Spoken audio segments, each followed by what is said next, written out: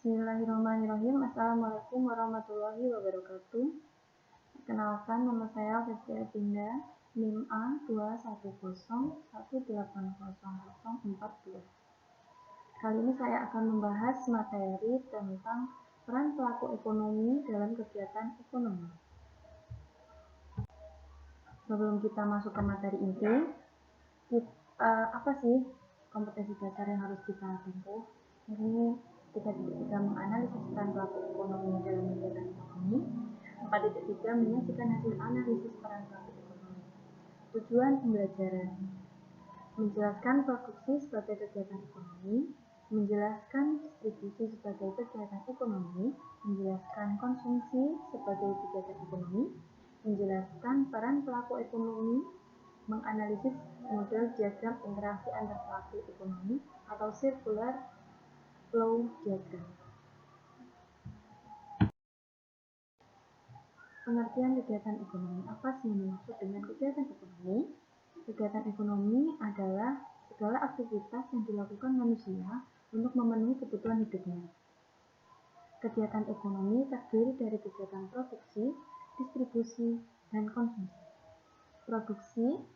Produsen adalah individu atau pihak yang bertanggung jawab untuk mengubah suatu benda dengan menambah nilai gunanya demi memenuhi kebutuhan masyarakat.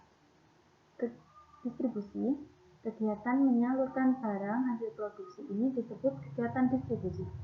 Kegiatan distribusi juga termasuk mengelola gudang sementara tempat barang dari produsen sebelum diantarkan ke pengguna. Dan yang ketiga, yakni konsumsi. Konsumsi adalah kegiatan untuk mengurangi suatu nilai guna barang atau jasa. Peran pelaku ekonomi. Yang pertama, rumah tangga produsen atau RTP. Sesuai dengan namanya yang mengandung kata produsen, peran rumah tangga produsen atau yang memproduksi dari bahan baku. Peran rumah tangga produsen yakni memproduksi benda atau menjual hasil produksinya tersebut kepada rumah tangga konsumen. Pengguna faktor produksi seperti sumber daya alam, sumber daya manusia, modal, teknologi. Karena sebagai orang memproduksi pasti memerlukan modal, memerlukan sumber daya manusia, mesin, dan sumber daya alam untuk mengubah bahan baku sesuai dengan kebutuhan konsumen. Dan peran yang ketiga adalah agen pembangunan. Agen yang dimaksud adalah agen perantara atau pembantu, di mana pada umumnya agen pembangunan ekonomi dilakukan oleh pemerintah, di mana produsen membantu pemerintah sebagai agen pembangunan ekonomi, sebagai membuka lapangan pekerjaan sehingga berpartisipasi dalam meningkatkan pembangunan ekonomi di suatu wilayah atau negara. Dan pelaku ekonomi yang kedua adalah rumah tangga konsumen. Rumah tangga konsumen merupakan individu atau pihak yang merupakan bagian dari masyarakat yang melakukan kegiatan konsumsi akibat adanya kebutuhan yang perlu dipenuhi.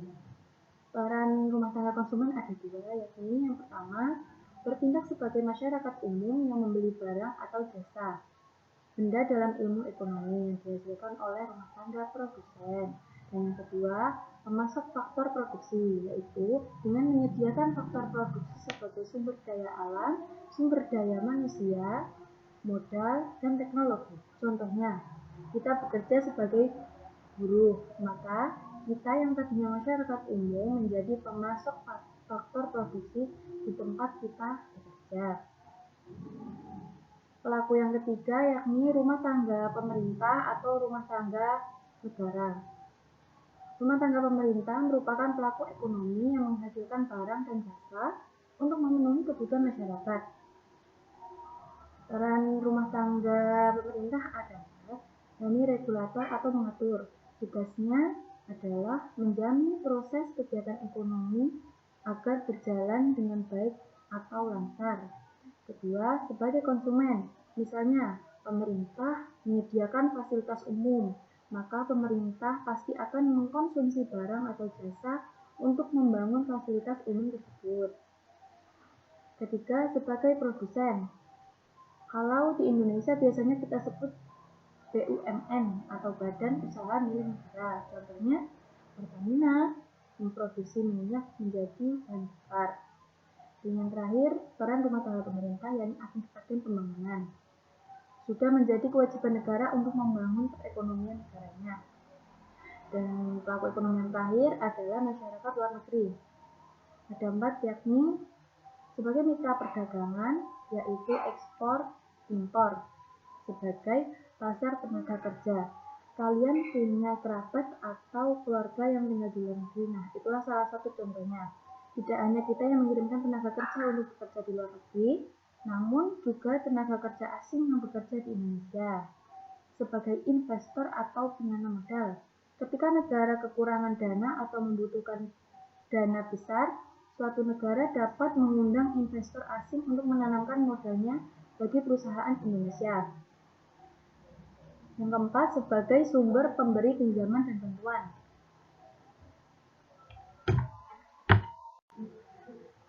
Selanjutnya kita akan membahas tentang diagram lingkar atau circular flow diagram. Hubungan antar pelaku ekonomi dalam bentuk diagram lingkar atau circular flow diagram. Yang pertama, perekonomian dual sektor atau perekonomian tertutup.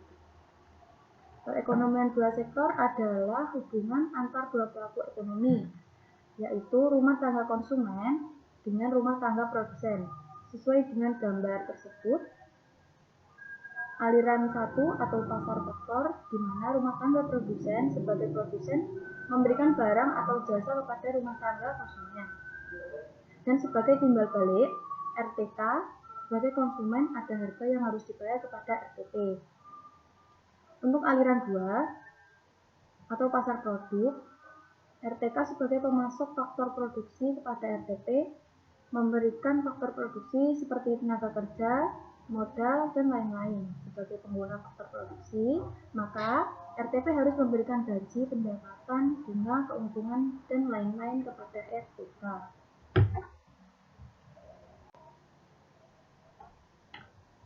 Selanjutnya, perekonomian 3 sektor.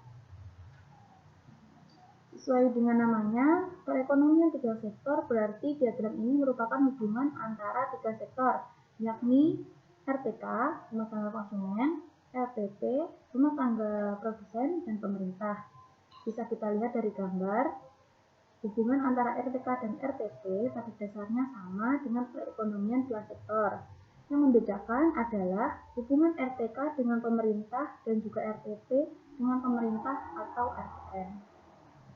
Pemerintah sebagai konsumen membeli barang dan jasa dari RTP, dan timbal baliknya, RTP sebagai produsen membayar pajak kepada pemerintah dan memberikan produksi barang dan jasa yang dibutuhkan pemerintah.